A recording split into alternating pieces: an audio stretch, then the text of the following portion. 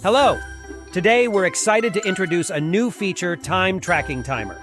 This feature makes monitoring the time you spend on an issue a breeze, allowing you to record it directly in your work log. So, let's jump right in.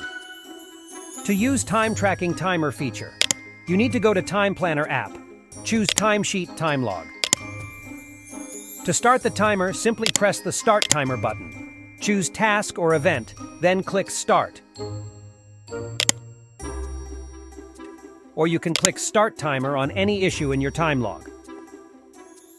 On the Issue Details panel, you'll first need to add the Time Tracking Timer to your Issue Details panel view.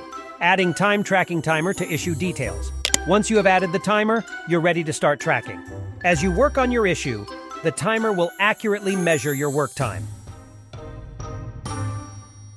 You can stop the timer or save it to your work log whenever you wish. Simply press the Log Time button. This will reset the timer and save your log time in the work log. Press the Stop Without Log button if you want to pause your timer without recording your time in the work log. And if you change your mind and decide to continue tracking, simply press the No Keep It button. Your timer will continue running. See how it saves your log time in the work log.